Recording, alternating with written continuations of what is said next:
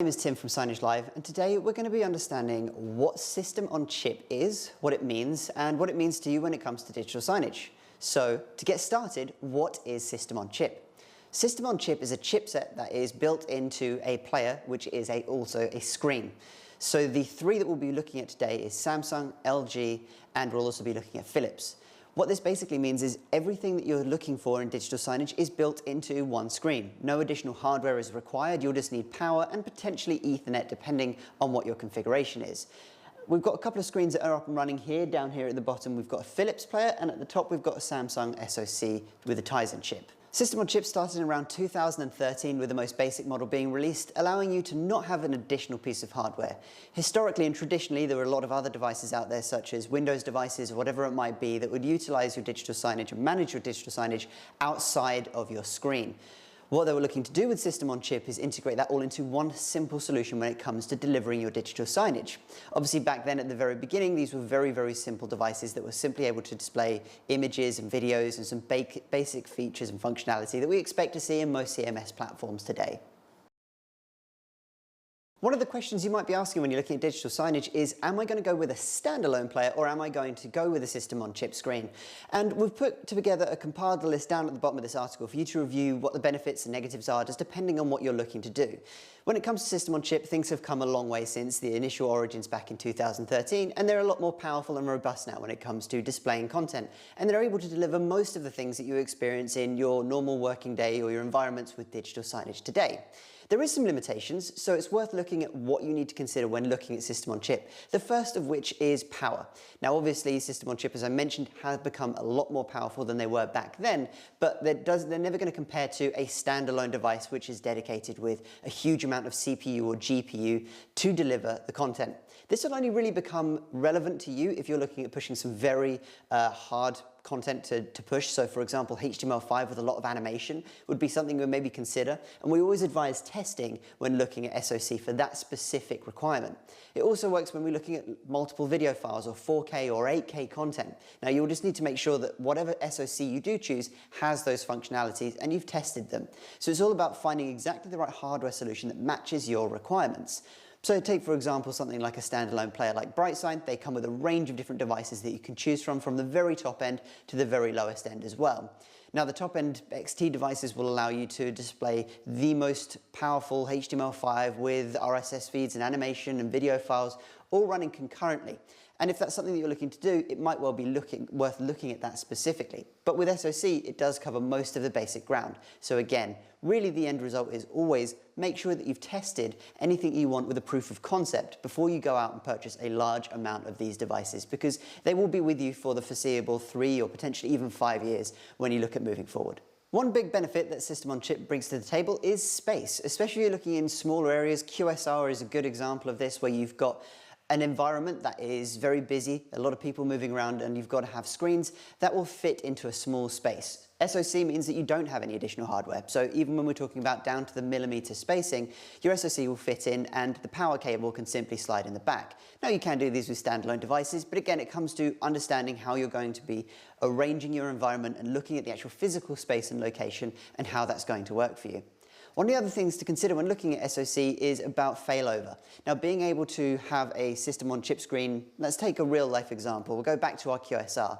With our screen that we have here, if we've got 4 of them in arrangement to display our menus, what happens if one of them fails? Well, you can always plan the content to hop over to the other 3 and divide that content. That's something we've seen happen many times in real life environments, and that works absolutely great for the pure amount of time that you're just going to go and replace that screen, whether it's got a fault or damage or whatever might have happened. The alternative would be to have one of these screens on site. Now obviously that's not really a viable option for a lot of smaller locations. Maybe if you have a bigger kind of workplace environment, that would be fine to have a couple of them as backups. Or you may even potentially look at having a standalone device that would be a backup, that would be something like a BrightSign or an Idea or a ViewSonic, whatever it might be. From a Signagelive perspective, you don't have to opt for just one or the other. So if you do feel like there's benefits in having SoC in some situations and a standalone device in the others, then you can utilize both of those on the Signagelive platform to actually deliver a holistic experience over all of the different devices that you need to support. One of the questions that we get a lot is, can I go down to my local Best Buy or Currys or wherever it might be and pick up a screen and start running it? Now, the answer to that is no. And the reason for that is that SoC screens or system on chip or whatever it might be are commercial grade products. So they'll have things like extended warranties, they'll have a higher temperature capability, so they'll run at higher temperatures in most cases, and a lot of the time they come with just a better, more robust system designed to be running 24/7. Most of your home TVs aren't going to be able to run 24/7 without failing at some point, whereas these screens will be planned and prepped and they'll be designed to take that kind of usage. Now, when it comes to other elements to consider, especially versus your at-home screen, is the system on chip that we're talking about is not just the same chip that we're using to watch YouTube or Netflix or anything like that. It's actually a far more powerful chip that's able to deliver more robust solutions when it comes to delivering content.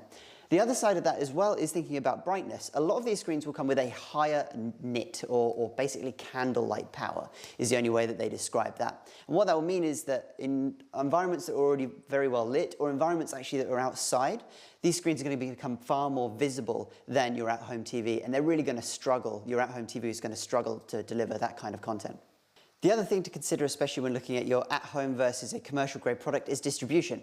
Most of the time you're not going to be able to go and buy 500 or 600 LGs off the shelf at Currys, whereas distribution from resellers or from distribution directly will have stock of these commercial grade products, because that's what's needed to run in those kind of environments.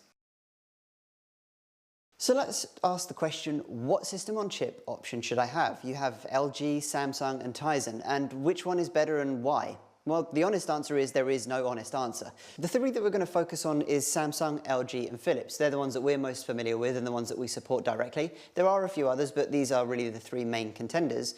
And the question of which one is best for you isn't really going to be answered directly, to be honest with you. It comes down to a couple of things. First of all is the ability to find the screen that has the functionality that you need. A lot of them have different variables where it comes to 4K or 8K or OLED, or what the nit level is, or what size they come in terms of what options are available for you. So it will come down to that in the first point. What we always suggest is research and understand what your content is going to be first.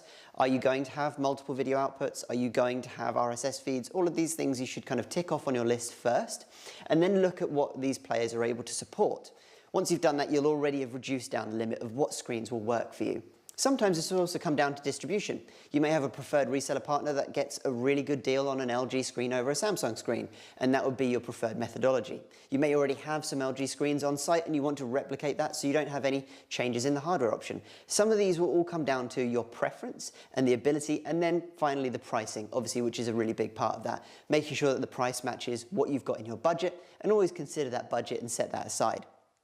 Between the three, there is such a huge range of what screens they provide and what functionalities. There's no clear winner of these three brands one over another. They all provide a different level of experience dependent on your 43-inch screen or your 32 or 22-inch touchscreen, whatever it might be. So understanding what you need to come away with, and then reducing that down between the three devices that are out there. And then finally going to have that conversation with us or your reseller and making sure that it matches the bill. As things have progressed, they've obviously upgraded their firmware and upgraded their chipset capabilities. So being able to confirm that, hey, I've got this great deal on this series player. Is this going to do what I need it to? Yes or no?